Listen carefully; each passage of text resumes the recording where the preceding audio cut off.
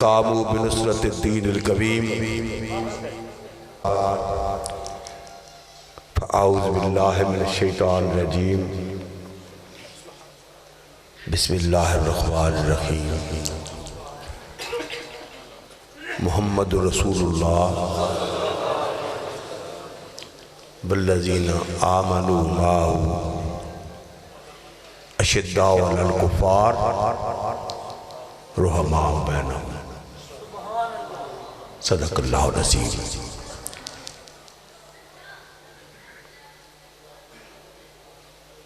جب حضور صلی اللہ علیہ وسلم دنیا میں تشریف لائے تو اس سال، یہ عام الفیل کہتے ہیں اس سال کو، کعبہ کو، مکہ کو تباہ کرنے کے لیے ابرہ جو عیسائی تھا اور یمن پر بادشاہ تھا، وہ لشکر لے کر آیا۔ عرب کے لوگ جس قبیلے سے تعلق رکھتے تھے، جس مذہب سے تعلق رکھتے تھے، مکہ سے ان کی عقیدت بہت زیادہ تھی، کیونکہ اس کو ان کے جد اعلیٰ ابراہیم علیہ السلام اور اسماعیل علیہ السلام دونوں نے مل کر بنایا تھا۔ اہل عرب حضرت اسماعیل علیہ السلام کی اولاد سے ہیں۔ تو جب ابرہ کا لشکر تو تباہ ہو گیا، الم تر کیف فعل ربک باصحاب الفیل الم یجعل کیدہم فی تضلیل وارسل علیہم طیرا ابابیل۔ او بھائی، او بیٹا، اشارے بیٹھ۔ وہ تو تباہ و برباد ہو گیا۔ تو عربوں میں غیرت جاگی کہ یہ عیسائی حبشہ سے ہم پر حاکم بھی کرتے ہیں اور ہمارے کعبہ کو تباہ کرنے کی جرات کر رہے ہیں۔ تو یمن والے جن پر ان کی حکومت تھی وہ بغاوت کر بیٹھے، اور بغاوت بھی ایسی، جب غیرت کے ساتھ بغاوت کی جائے اندر اپنے نظریہ کی اور عقیدہ کی اور نسل کی غیرت ہو تو وہ بغاوت پھر کامیاب ہو جاتی ہے۔ یمنیوں نے حبشیوں کو نکال باہر کیا یمن سے، اور یمن پر اپنی حکومت، ان میں ان کا جو بڑا بنو حمیر تھا، ان کا قبیلے کا سردار تھا سیف ذی یزن۔ جب اس نے تاج و تخت سنبھالا تو دور و نزدیک سے عرب والے خوش ہو گئے نا کہ ہمارے عربیوں نے حبشیوں کو نکال دیا اور اپنا ملک آزاد کرا لیا، تو مبارکباد دینے کے لیے آئے، نذرانے لے کر آئے، خلعت لی، مختلف وفود تھے۔ انہی وفود میں ایک مکہ کا وفد تھا، اور مکہ کے وفد کی سرداری حضرت عبد المطلب فرما رہے تھے۔ جب بادشاہ نے سب سے نذرانے لیے، تحائف دیے، رخصت کیا، جب مکہ کے وفد کی باری، ان کو بھی باری باری رخصت کیا، خلعتوں سے نوازا، حضرت عبد المطلب کو کہتا ہے کہ اے شیخ تو ذرا رک جا، کیونکہ تیرے ماتھے میں ایک خاص کیفیت دیکھ رہا ہوں، خاص چمک دے رہا ہوں۔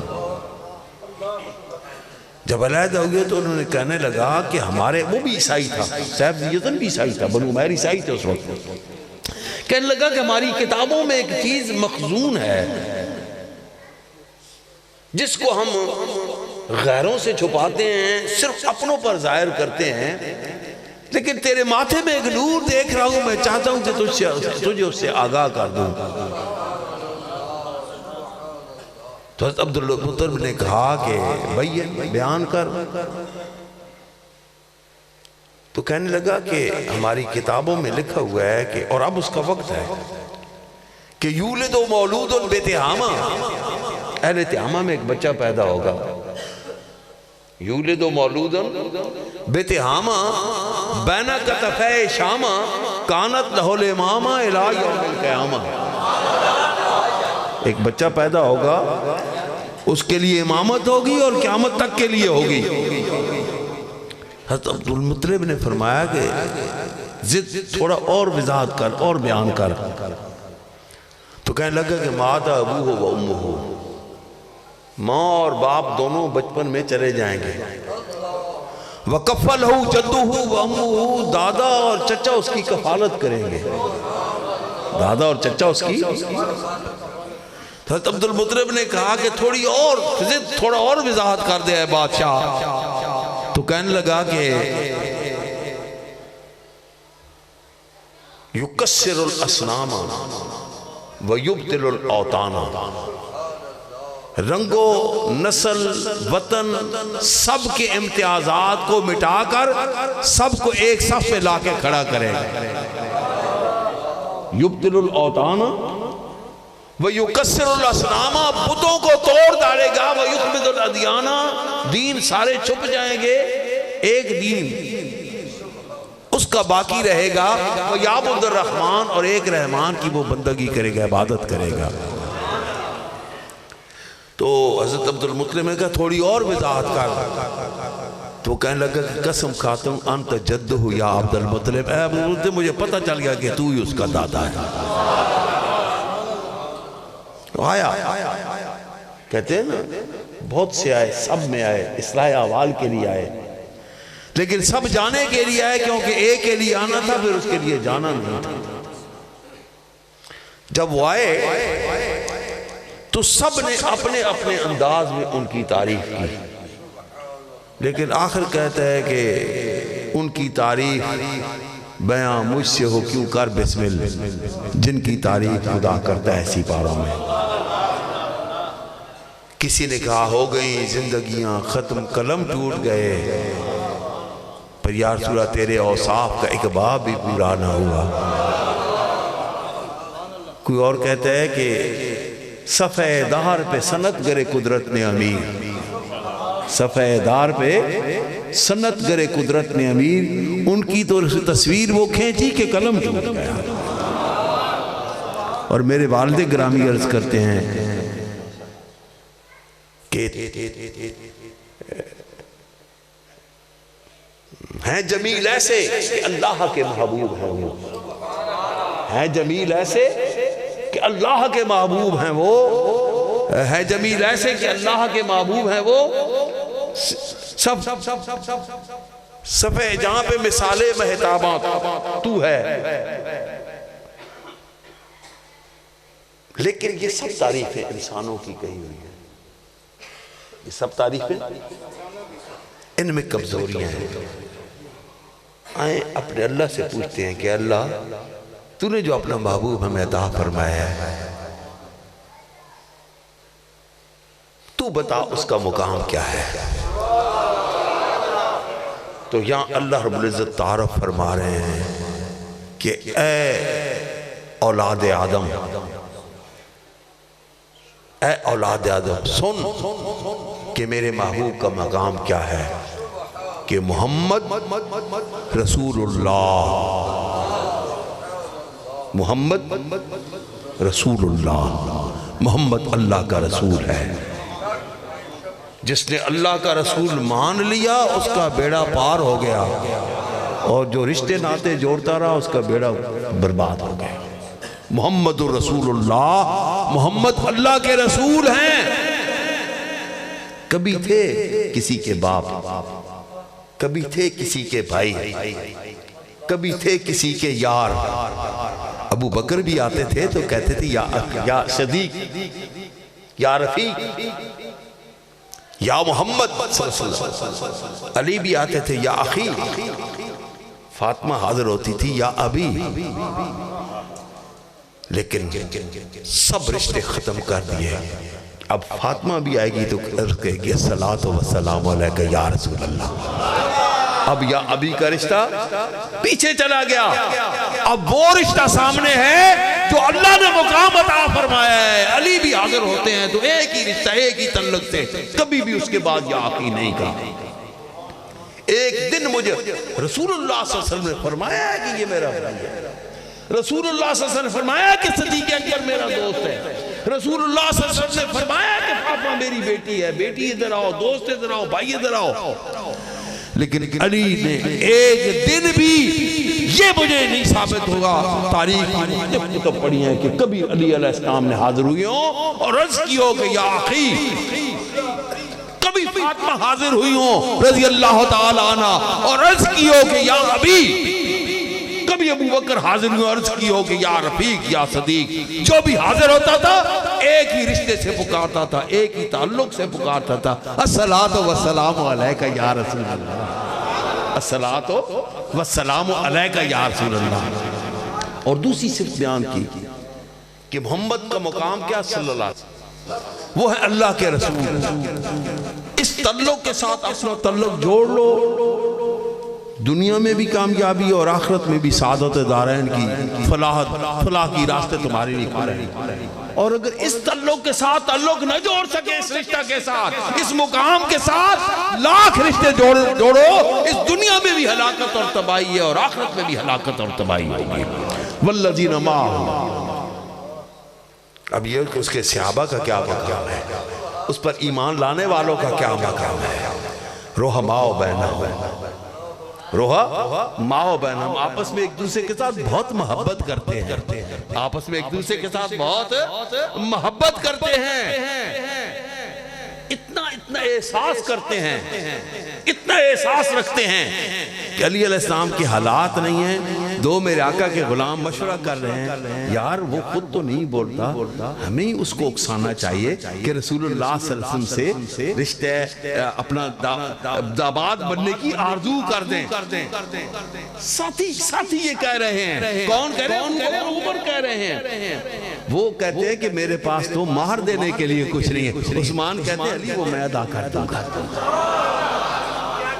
یہ ہے رحماء بینہم، عثمان فرماتے ہیں علی وہ میں ادا کر دوں گا، تم بات تو کرو، تم سے زیادہ اس اہل نہیں ہے کوئی کہ یہ رشتہ نبھایا بنے، تو اس کے لیے تم ہاں کرو، تم عرض کرو، عرض کرواؤ کسی سے، کہتے ہو ہم ہی عرض کر دیتے ہیں، مار کی فکر نہ کرو میں ادا کر دوں گا۔ رحماء بینہم محمد رسول اللہ والذین معہ اشداء علی الکفار رحماء بینہم۔ آج ہر دو جانب سے جو ذلیل حرکتیں کی جا رہی ہیں، جو رذیل حرکتیں کی جا رہی ہیں، جو زبانیں بے لگام ہو چکی ہیں، دین کا شعور نہیں، دین کے ساتھ بات یاد رکھیے گا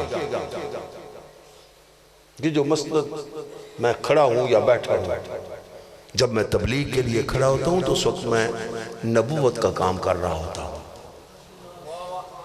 نبی اب کوئی نہیں آ سکتا، کام نبوت کا قیامت تک جاری و ساری ہے۔ کسی بھی بات کرنے والے کو اس مقام کا خیال رکھنا چاہیے کہ کام نبوت کا کرنا ہے تو انداز بھی وہی ہونا چاہیے جو انبیاء کرام کا تبلیغ کے وقت ہوا کرتا تھا۔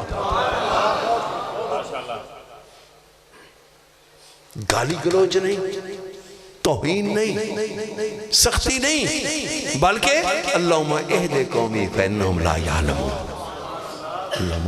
اللہم جو تلخ انبیاء تھے نا، طبیعت میں تلخی آئی نا، قوم سے بگڑا مزاج، تو انہوں علیہ السلام نے کہا اے اللہ ان کو تباہ و برباد کر کے رکھ دینا۔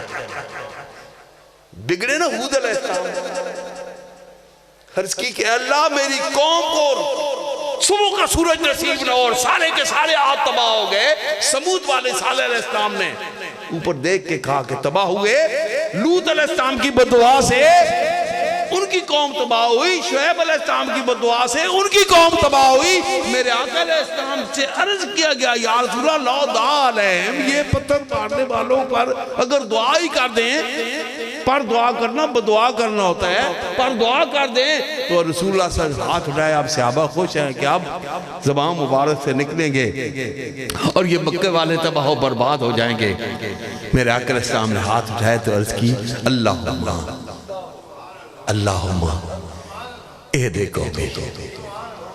اہد قومی فإنہم لا یعلمون، یہ رہے میرے بارے میں جانتے نہیں ہیں، اگر حقیقت جان لیتے تو کبھی ایسا نہ کرتے۔ ان کی جان اور پہچان کی صلاحیت، اے میرے اللہ ان کو لوٹا دے، ان کو ہدایت کا راستہ نصیب فرما دے۔ آج ان دنوں فضیلتوں میں ہمارے بھی کچھ لوگ کچھ لالچ میں، کچھ حرص میں، کچھ طمع میں. میں اکثر کہتا ہوں، میں حیران ہوتا ہوں کہ ان پیروں، مولویوں اور اس فیلڈ میں آنے والا جو بھی ہے کہ جمعہ 8 دن پیر بنتے ہیں، مدرسہ بناتے ہیں، اور پھر اس کے بعد جو جی چاہے دنیا میں عیاشیاں کرتے پھرتے ہیں. میں اس مسجد میں کھڑے ہو کر اللہ کی قسم کھا کر کہتا ہوں، راستے میں چائے کی پیالی پینے کے لیے بھی سوچتے ہیں کہ آگے پی لیں گے، یہ فضول خرچی نہ کریں. میں مسجد میں کھڑے ہو کر کہہ رہا ہوں. گاڑی میں بعض اوقات پیٹرول ڈلوانے کے لیے سوچتا ہوں چلو یہ سفر چھوڑ دیں، بچت کر لیں، پیٹرول کی بچت ہو جائے گی. یہ ان ہستیوں کے بارے میں ایک دن کہنے لگے، فضیلتوں پر بات ہوئی. میں نے کہا یار، سارے صحابہ نے رسول اللہ صلی اللہ علیہ وسلم کے دستے مبارک میں اطاعت کا ہاتھ دیا تھا. سارے صحابہ نے اطاعت کا ہاتھ. پھر انہی صحابہ نے اطاعت کا ہاتھ ابو بکر کے ہاتھ میں دیا رضی اللہ عنہ. پھر انہی صحابہ نے اطاعت کا ہاتھ عثمان غنی کے ہاتھ میں دیا. پھر انہی صحابہ نے اطاعت کا ہاتھ علی کرم اللہ وجہ کے ہاتھ میں دیا. اب ایک شخص وہ ہے جس نے اللہ کے رسول کے ہاتھ میں ہاتھ دیا اور ید اللہ فوق ایدیہم ہو گیا. دوسرے نے تو ایک غیر رسول، 2 غیر رسول، 3 غیر رسولوں کے ساتھ بھی اطاعت کا عہد باندھا تھا. اس سے افضل کون ہو سکتا ہے جس نے اللہ کے رسول کے ساتھ اطاعت کا عہد باندھا اور پھر کسی اور کے ساتھ اطاعت کا عہد نہیں باندھ سکا، پھر وصال ہو گیا، اس دنیا سے کوچ کر گیا. صرف اللہ کے رسول کے ساتھ عہد اطاعت باندھا تھا. عمر فاروق نے ایک غیر رسول کے ساتھ بھی اطاعت کا عہد باندھا تھا، حضرت ابوبکر کے ساتھ. عثمان غنی نے 2 غیر رسولوں کے ساتھ. پھر یہ خلافت جو ہے امامت، وہ بھی جو اوپر سے لگی ہے، وہ صرف نبوت ہے، وہ صرف باقی کسبی ہے. اللہ تعالیٰ نے جو عطا کی ہے خلافت، وہ کن کو عطا کی ہے؟ وہ عطا کی کہ وعد اللہ الذین آمنوا منکم وعملوا الصالحات لَيَسْتَخْلَفَنَّهُمْ فِي الْأَرْضِ كَمَا اسْتَخْلَفَ الَّذِينَ مِن قَبْلِهِمْ. اے مومنوں، میں تم سب کو اپنا خلیفہ بنا رہا ہوں. مومنوں، میں تم سب کو اپنا خلیفہ بنا رہا ہوں. اب جو مومنوں کا حق تھا اس کی نمائندگی کرنے کے لیے ان مومنوں نے اپنے میں سے پہلے ابو بکر صدیق رضی اللہ تعالیٰ عنہ، پھر عمر فاروق رضی اللہ تعالیٰ عنہ، پھر عثمان غنی رضی اللہ عنہ، اور پھر حیدر کرار. وہ صحابہ جو خلافت کی مسند پر بیعت اطاعت کا عہد باندھ کے ابو بکر صدیق کو خلافت کی مسند پر بٹھانے والے تھے. خلافت کی مسند پر بٹھانے سے پہلے جب ملتے تھے تو السلام علیکہ یا ابا بکر، السلام علیکہ. اور خلافت کی بیعت کے بعد السلام علیکہ یا خلیفۃ رسول اللہ، اے رسول اللہ کے خلیفہ تجھے سلام. اب انہی صحابہ نے بیعت خلافت کی عمر فاروق کے ساتھ رضی اللہ عنہ. بیعت سے پہلے السلام علیکہ یا ابن خطاب یا السلام علیکہ یا عمر. لیکن بیعت خلافت کے بعد جب صحابہ حاضر ہوئے تو عرض کی السلام علیکہ یا خلیفۃ رسول اللہ، اے رسول اللہ کے خلیفہ کے خلیفہ. عمر فاروق کو رسول اللہ کا خلیفہ نہیں ماننا انہوں نے. ان کے نزدیک، ان صحابہ کے نزدیک، ان میں ابو عبیدہ بن جراح تھے، ان میں طلحہ تھے، ان میں زبیر تھے. رسول اللہ صلی اللہ علیہ وسلم ہر نبی کے ایک حواری ہوتا، میرا حواری زبیر ہے. طلحہ تیرے لیے تو جنت واجب ہو گئی، طلحہ تیرے لیے تو جنت واجب ہو گئی. عثمان سے تو اللہ بھی حیا فرماتا ہے. یہ سب اس میں تھے. بیعت خلافت کے بعد السلام علیکہ یا خلیفۃ رسول اللہ، اے رسول اللہ کے خلیفہ کے خلیفہ. حضرت عمر فاروق نے فرمایا کہ اگر یہ رواج، یہ رسم جاری رہی آئندہ آنے والی نسلوں کو تکلیف ہوگی، اس لیے آج کے بعد خلافت کی مسند پر بیٹھنے والے کو یا امیر المومنین کہہ لیا کرو. السلام علیکہ یا امیر المومنین. تو پہلے امیر المومنین کون کہلائے؟ عمر فاروق رضی اللہ تعالیٰ عنہ. پھر امیر المومنین کون کہلائے؟ عثمان غنی رضی اللہ عنہ. پھر امیر المومنین کون کہلائے؟ حضرت علی کرم اللہ وجہ. ابو بکر صدیق کبھی بھی امیر المومنین نہیں کہلائے تھے. ہم کہتے ہیں بعد میں. صحابہ کرام کے دور میں زمانے میں ان کو امیر المومنین نہیں کہا جاتا تھا, ان کو خلیفہ رسول کہا جاتا تھا. صرف خلیفہ رسول, صرف خلیفہ. اور کیوں نہ ہوتے, کیوں نہ ہوتے کہ قرآن نے, اللہ نے ثانی اثنین اذ ہما فی الغار اذ یقول لصاحبہ, سب صحابہ کو ہم تاریخیں جانتے ہیں کہ یہ صحابی ہے. تاریخ پڑھ کے ابن کثیر پڑھیں گے, ابن اسیر پڑھیں گے, ابن خلدون پڑھیں گے, شمائل شریف پڑھیں گے, حدیث کی کتب پڑھیں گے, بخاری پڑھیں گے, کوئی اصول کافی پڑھے گا. اس سے ہم جانتے ہیں کہ فلاں فلاں صحابی ہیں. صدیق اکبر کی صحابیت پر اللہ نے گواہی دی کہ اذ یقول لصاحبہ, جب وہ اپنے صحابی سے کہہ رہا تھا ہے میرے صحابی لا تحزن ان اللہ معنا, اللہ ہمارے دونوں کے ساتھ ہے. ان اللہ معی نہیں,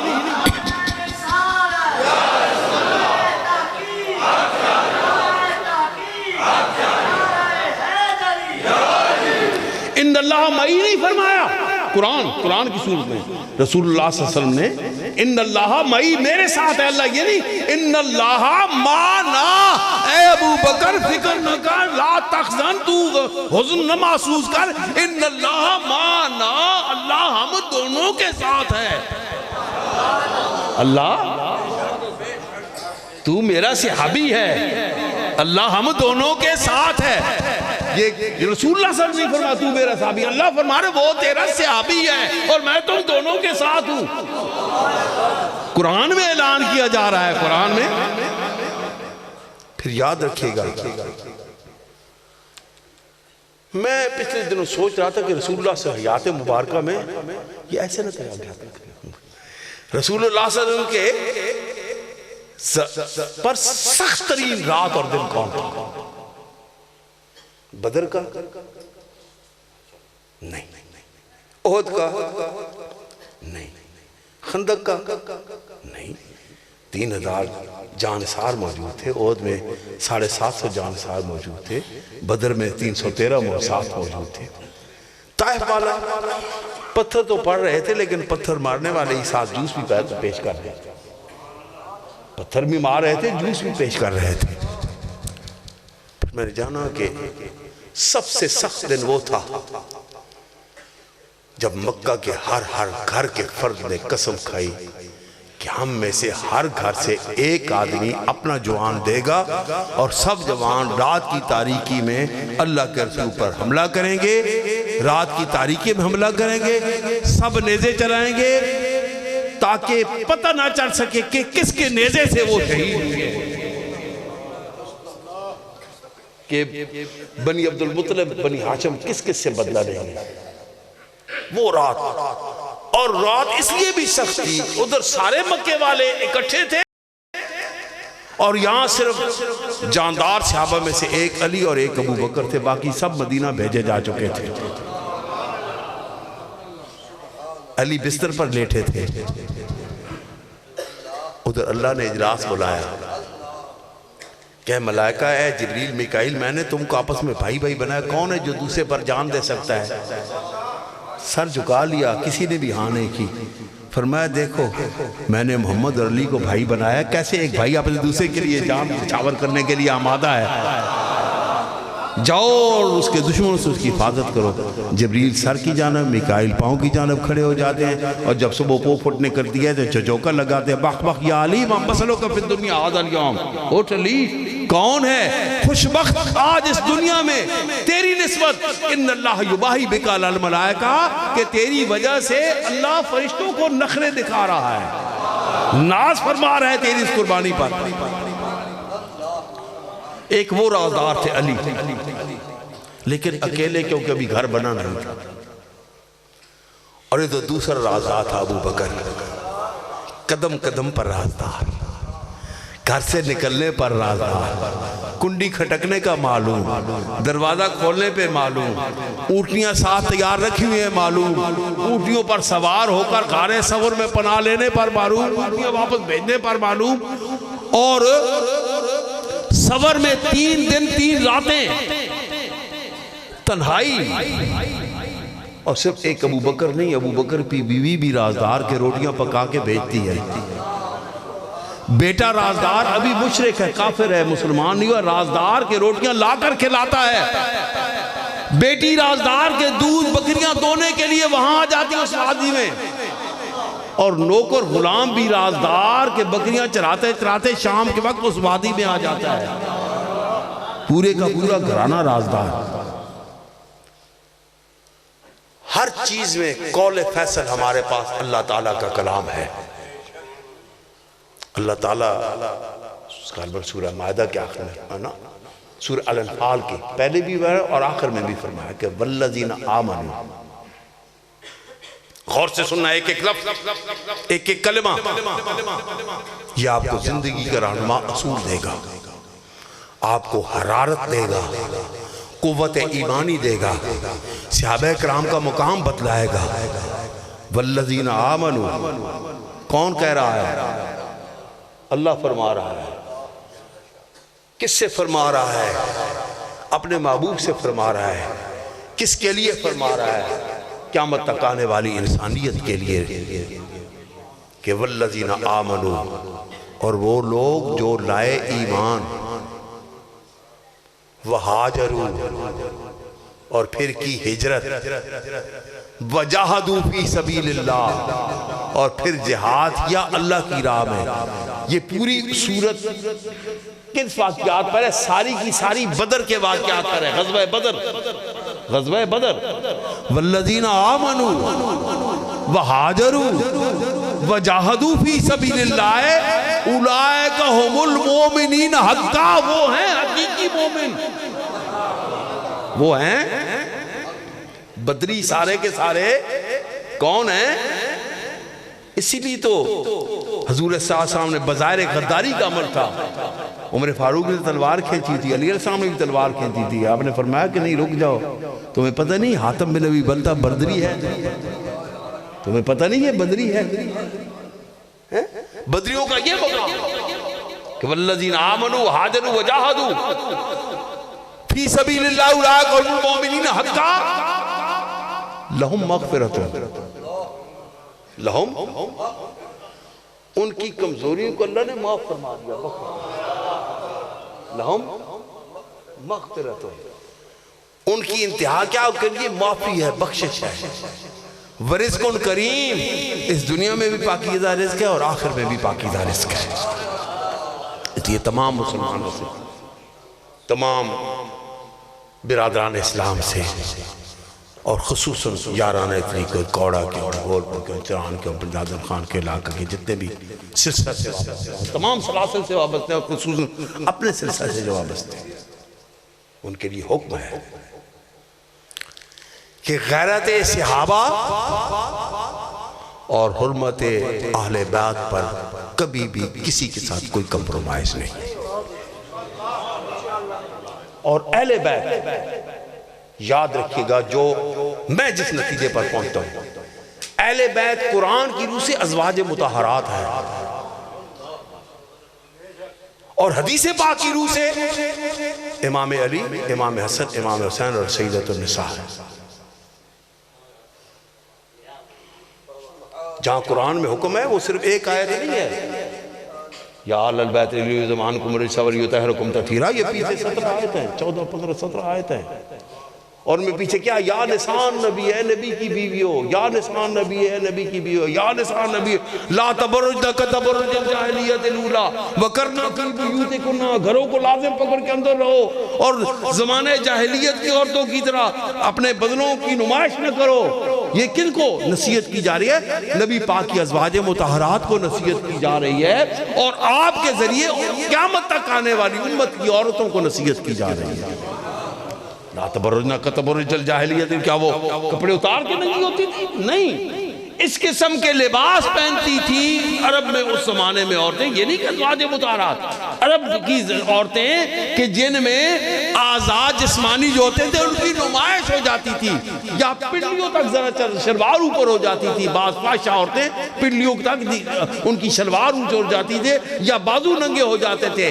اس بارے میں ارشاد فرما جائے یا نساء نبی، اور اس میں آ جاتا ہے، اور میں سمجھتا ہوں کہ یہ فرمایا جا رہا ہے کہ یہ اے نبی کی بیویوں، یہ کیوں میں نصیحت کر رہا ہوں اتنی تمہیں؟ اس لیے کہ ان اللہ یریدو لیذھب عنکم الرجس، اللہ تعالیٰ کا یہ فیصلہ ہو چکا ہے کہ کسی بھی قسم کے کمزور عمل کی نسبت تمہاری جانب نہ ہونے پائے، کیونکہ تم نے مینار نور بننا ہے قیامت تک آنے والی مومن عورتوں کے لیے۔ اے نبی کی بیویوں، تم نے قیامت تک آنے والی عورتوں کے لیے مینار نور بننا ہے، ان اللہ یریدو لیذھب عنکم الرجس، تاکہ کوئی شودہ عمل وہ تمہاری نسبت نہ ہو سکے، وَیُطَہِّرَکُمْ تَطْہِیرًا، اور تم پاک صاف حالت میں میرے نبی کے ساتھ زندگی گزارو، کیونکہ تمہارا ساتھ اس دنیا میں بھی نبی کے ساتھ ہے اور آخرت میں بھی مومنہ عورت ازواج میرے نبی کے ساتھ ہی تمہارا ہوگا۔ لیذھب عنکم الرجس ویطہرکم تطہیرا۔ جب یہ آیت کریمہ نازل ہوئی تو رسول اللہ صلی اللہ علیہ وسلم نے فرمایا چادر تطہیر کے نیچے دیکھ عرض کر کے، یا رب ہؤلاء اہل بیتی، اے میرے اللہ، اے میرے رب، یہ میرے اہل بیت ہیں۔ وہاں پوری حدیث باقی وقال سمال بن یمامہ وہاں پاس کھڑے تھے، انہوں نے عرض کی انا یا رسول اللہ انتا، وقالت ام سلمہ نے کہا وانا یا رسول اللہ وانتے، وقالت عائشہ وانا یا رسول اللہ، تنتے ہی ان کو نہیں کہا وانتے، ان سے فرمایا تنتے ہی انت خیر منہم، انتے۔ میں ایک دن جنڈ تھا تو وہاں منشی تھا، میں نے اس کہا یار جا اپنے مجتہد صاحب سے کہے کہ کوئی اپنی مسلک کی تفسیر مجھے بھیج دے۔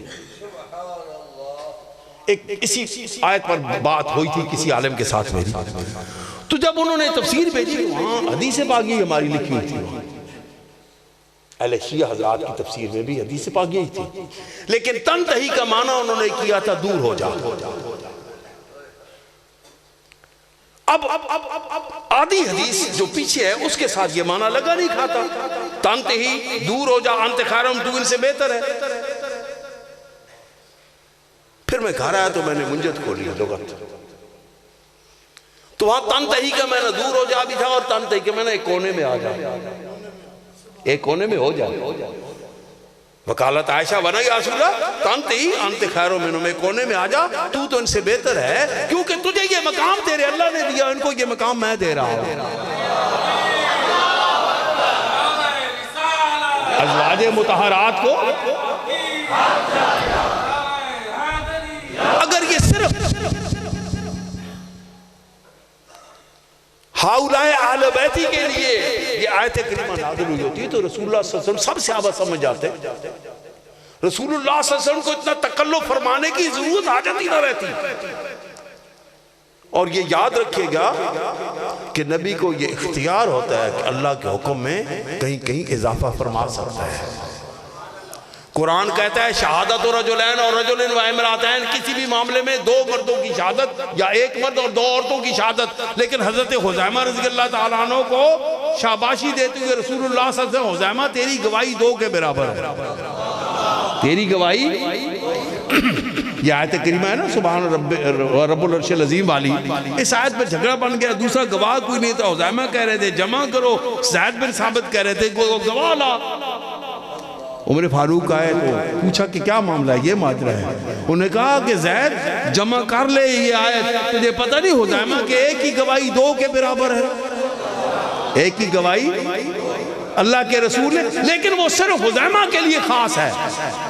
ابو بکر صدیق بڑے مقام و مرتبہ لیکن گواہی ایک ہی ایک کے برابر، علی کرم اللہ وجہہ بڑے مقام و مرتبہ لیکن گواہی ایک ہی ایک کے برابر، امام حسن و حسین ہوا بدعت من رسول اللہ، وہ رسول اللہ صلی اللہ علیہ وسلم کے وجود مبارک کا حصہ ہیں، جز ہیں، لیکن گواہی ایک ہی ایک ہے برابر.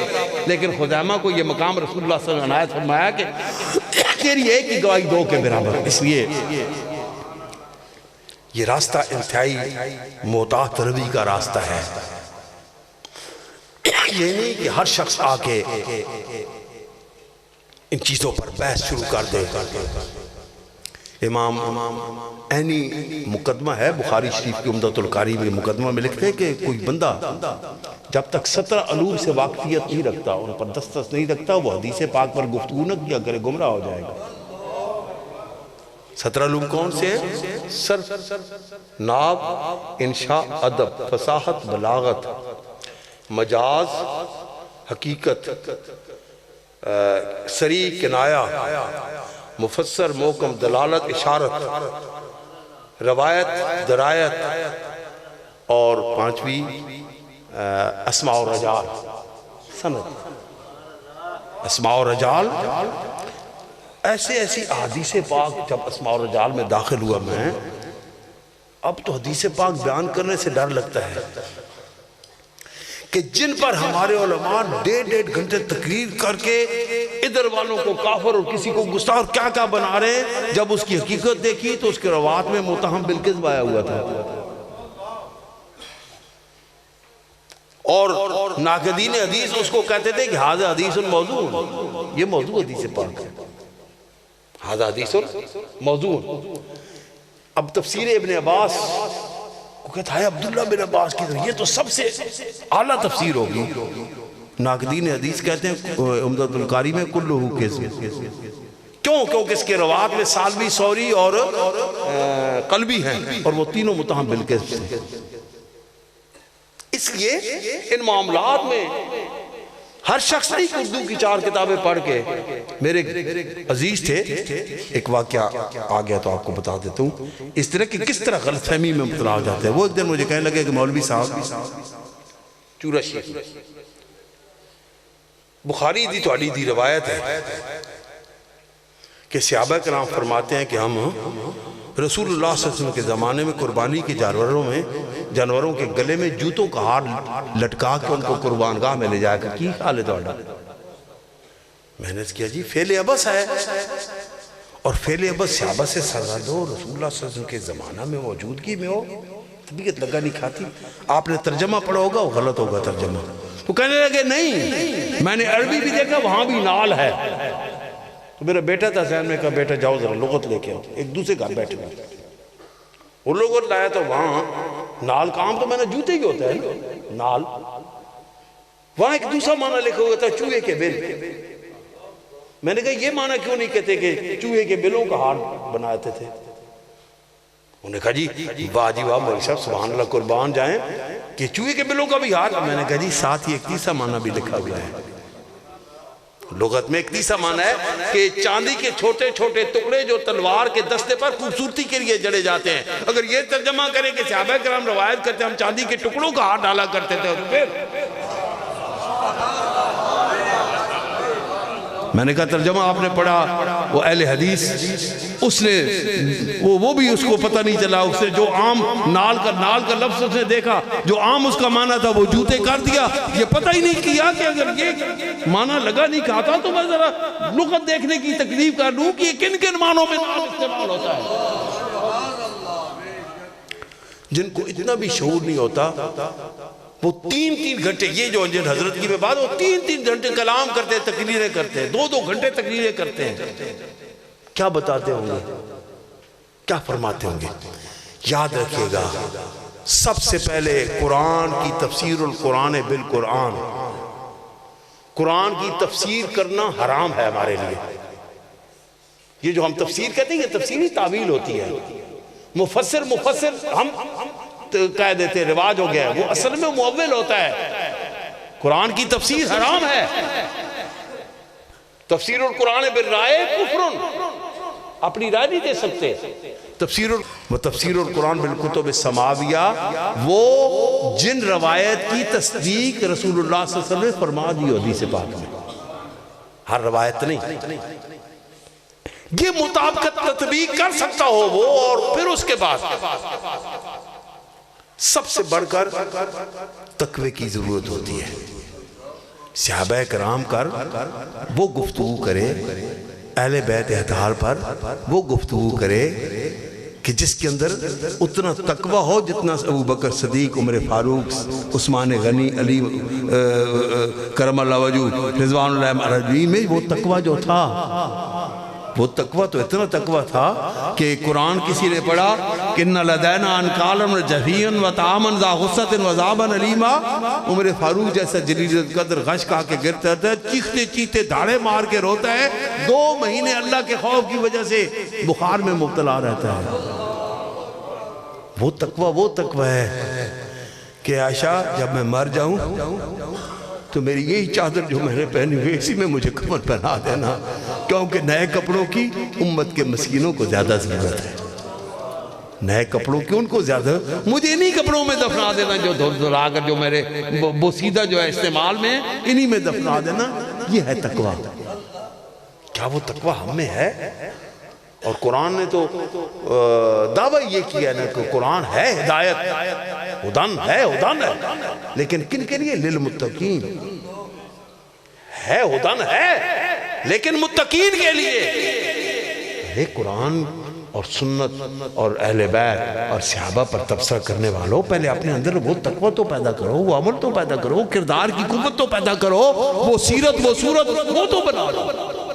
جو لوفر لپنگ آتا ہے وہ اٹھ کے صحابہ کرام پر تنقید شروع کر دیتے ہیں، ادھر اہل بیت کے بارے میں کلام شروع کر دیتے ہیں، ادھر کسی کے بارے میں۔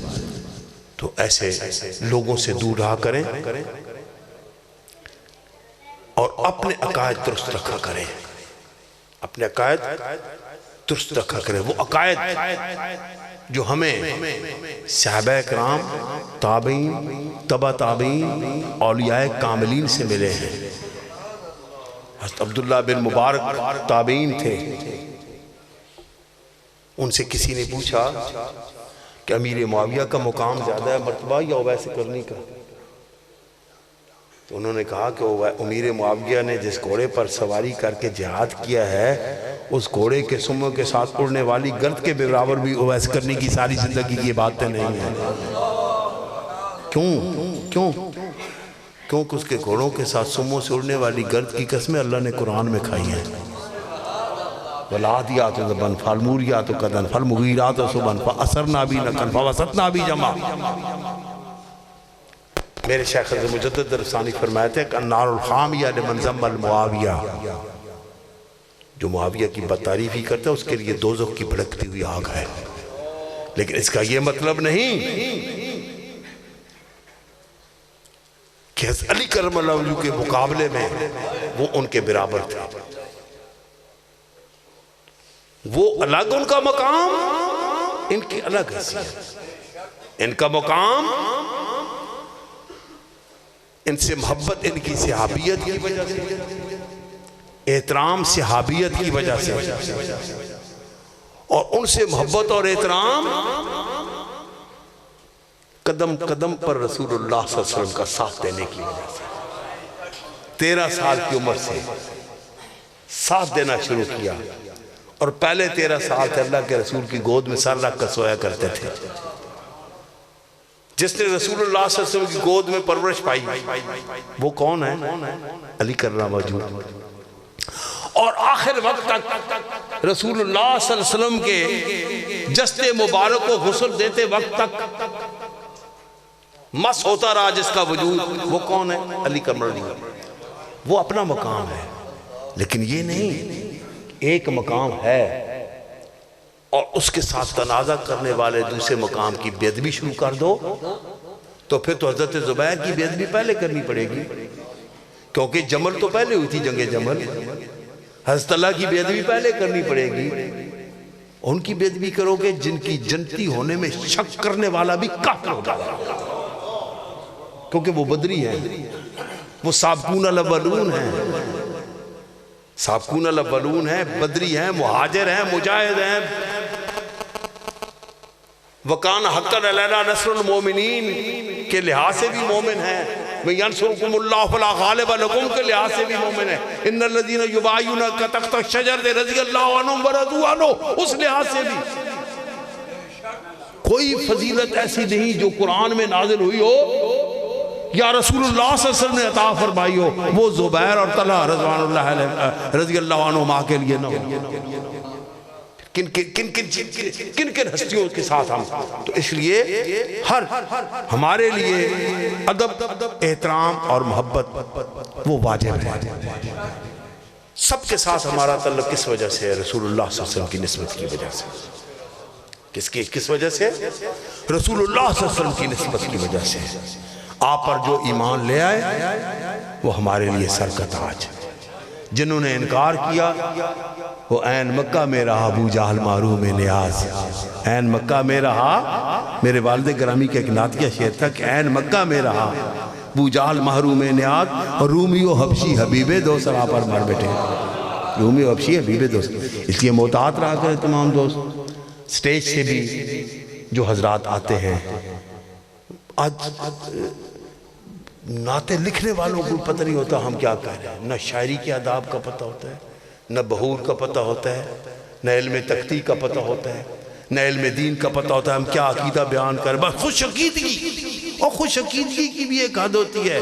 نبی پاک نے خود ایسی خوش عقیدگی سے منع فرمایا ہے کہ کہیں سابقہ امتوں کی طرح اپنے انبیاء کے ساتھ وہ رشتہ نہ بنا لینا، وہ مقام نہ بنا لینا۔ وہ بھی تو اپنے انبیاء کرام سے محبت کرتے تھے، باربنائے محبت ہی۔ کوئی کسی کو ابن اللہ بنا دیتا تھا، باربنائے محبت بنایا تھا ابن اللہ۔ ہمیں یہ جرت بھی نہیں ہے ہماری کہ ہم اس طرح کی محبتوں کا اظہار کریں۔ لیکن میں حیران ہوتا ہوں کہ کہیں ایسا ہو جاتا ہے۔ ایک دفعہ ایک نے وہاں بھیرشی میں حضور ضیاء الامت رحمت اللہ علیہ کے زمانہ میں وہ اسے ایسی شعر پڑھی کہ بالکل شعر سے شرک ثابت ہو رہا تھا، اور حضور اتنے غصے ہوئے کہ میں نے اتنے غصے میں حضور ضیاء الامت کو کبھی پوری زندگی میں نہیں دیکھا۔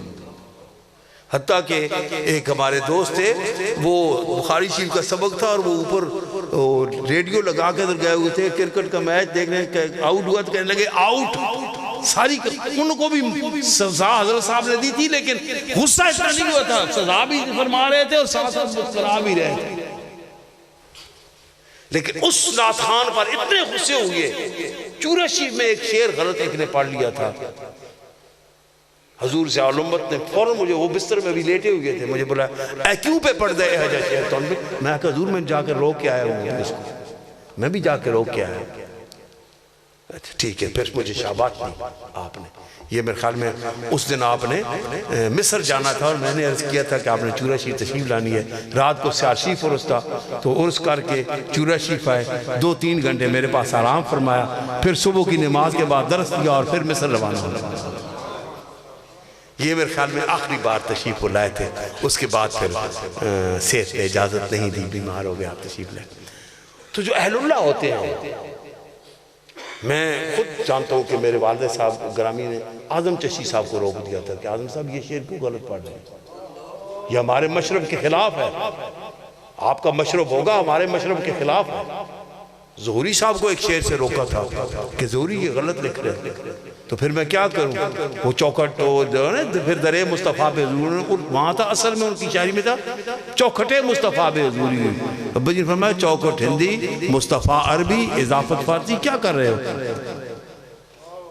تو پھر کیا کروں؟ اور پھر درے مصطفیٰ پہ حضوری ہوئی، پھر درے مصطفیٰ پہ حضوری۔ تو جو سوجھ بوجھ رکھنے والے ہوتے ہیں نا، وہ ان کا کلام کہ آج ایسا رواج ہو گیا ہے، خوش عقیدیوں کا ایسا ہو گیا کہ نہ سننے والے کو کوئی پتہ ہوتا ہے نہ اور پڑھنے والے کو پتہ ہوتا ہے میں کیا کر رہا ہوں، نہ تلفظ صحیح ہوتا ہے۔ شاعری کا خاصہ جو ہے وہ کہ کس میں کتنی اچھی تشبیہ دی ہے اور کتنا استعارہ استعمال ہوا ہے، اس کا پتہ ہی نہیں ہوتا۔ استعارہ کا معنی پوچھے وہ بھی شعراء کو نہیں پتہ ہوتا۔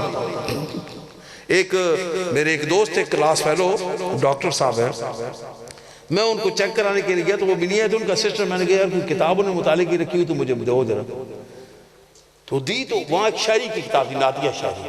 یقین کریں پوری شاعری میں ایک نعت کا صرف ایک شعر تھا جس کے دونوں میں سے ایک بیر میں تھے، پوری ایک نعت بھی ایسی نہیں تھی کلام جس کا وزن ہی صرف، اور تو معنی وقت علیحدہ ہے نا، ایک وزن پر ہی ہو، ایک بحر میں ہو۔ وہ آئے تو میں نے کہا جی امام بصیری نے قصیدہ لکھا تھا، مولا صلی اللہ آخر میں رض کیا یا رسول اللہ آپ کی تعریف کی ہے، کوئی عطا فرما دیں۔ تو روایت ہے کہ جاگتی حالت میں کملی شریف ان کے کندھے پہ آ گئی۔ اور ایک اور شاعر تھے تو انہوں نے حمد لکھی تو کہنے لگے کہ اے اللہ بصیری نے تیرے محبوب کا قصیدہ لکھا تھا، چادر عطا ہوتی تو مجھے کیا عطا کرتا ہے۔ اوپر سے کوئی جانور پرندہ جا رہا تھا، اس نے بیٹ کی، کہتا ہے سخن فامی عالم بالا معلوم شو، عالم بالا نے جو میری شاعری کو سمجھا مجھے پتہ چل گیا۔ میں نے کہا جی آپ کا اتنا ذوق علمی ادبی اور آپ کا ادبی ذوق مجھے پتہ چل گیا۔ وہ کہنے لگے نہیں پیر صاحب میں نے ابھی مطالعہ ہی نہیں کیا۔ تو ایسی چیزیں جو ہیں سٹیج سے یاد رکھیے گا، وہ چیزیں سنا کریں، کسی عالم سے پوچھ لیا کریں جو عالم ہو اور جس کے اپنے اندر بھی تقویٰ ہو، خدا کا خوف ہو، کیونکہ بے خوف عالم جاہل سے برا ہوتا ہے، بے خوف پیر جاہل شخص اس سے پھر رہنمائی مل جائے گی۔ جس کے دل میں اللہ کا خوف نہ ہو اور جس کے دل میں اللہ کی رحمت کی امید نہ ہو، جس کے اندر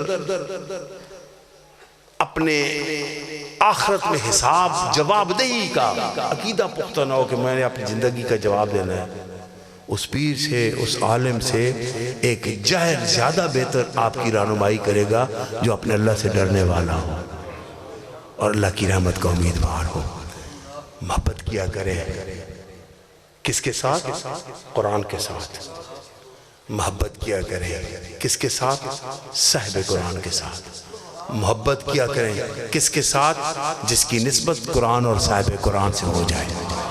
اللہ تعالیٰ سے دعا ہے، التجا ہے، مجھے، شاہ صاحب کو، نعت خان حضرات کو، علماء کرام کو، آپ کو، سب کو اللہ کے دین کی راہ کا سپاہی بنائے، اس دین کا پاسدار بنائے، اس راہ پر ہمت کے ساتھ چلنے کی توفیق عطا فرمائے۔ اور یاد رکھیے گا کہ سرخیوں سے خون کے آتا ہے تاریخوں میں رنگ، سرخیوں سے خون کے آتا ہے تاریخوں میں رنگ، اور کربلاؤں سے دین مصطفیٰ کی آبرو، قتل گاہ میں آزمایا جائے گا ایک دن جلیس، تیرا سینہ تیرا جر تیرا جگر تیرا لہو۔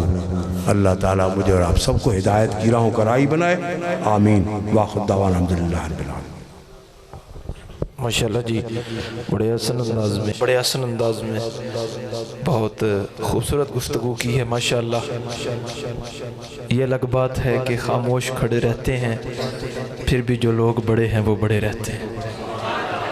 ہم تو آپ کی جوتے اٹھانے والے ہیں اور آپ سے ہی ہم نے اصلاح سیکھنی ہے ماشاءاللہ۔ بڑی خوبصورت اصلاح فرمائی ہے، اللہ کریم ہم سب کو بعمل بنائے، سارے رل کے آکھو آمین۔ اللہ کریم ہم سب کو بعمل بنائے اور بعمل زندگی گزارنے کی توفیق عطا فرمائے۔ بھائی مجھے کہہ رہے ہیں کہ 5 منٹ میں اگلے نعت خان کو، 5 منٹ تو بہت دور، میں تو 5 سیکنڈ میں میرا جی چاہ رہا ہے میں دے دوں، اتنا تو وقت ہی نہیں ہے یار، ٹھیک ہے؟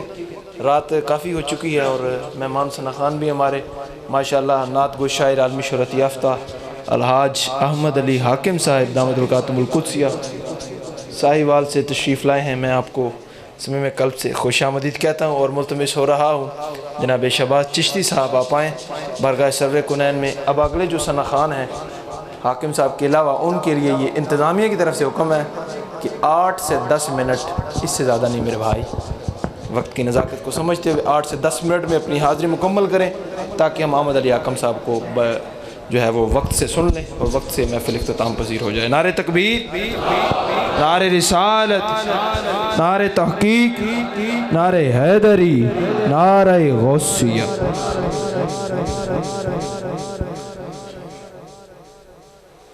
حضور نادی محبت صلاۃ والسلام علیکہ یا سیدی یا رسول اللہ۔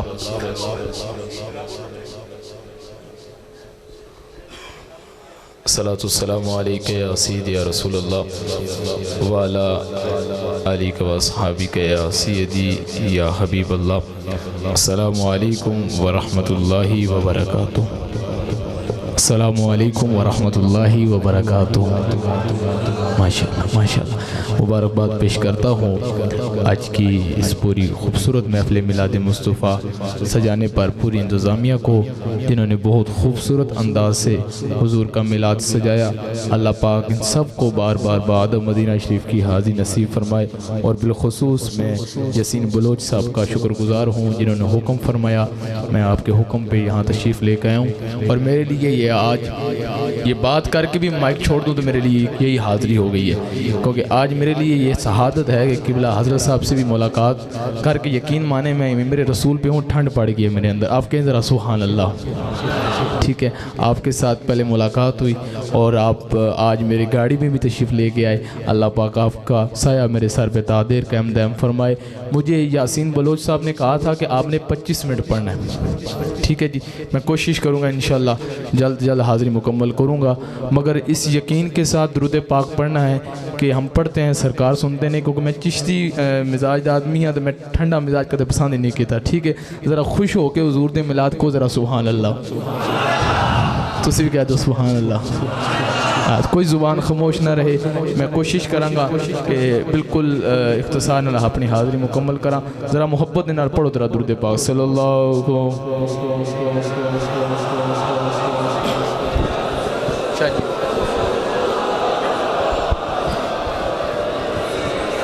ایکو اس کا کھلے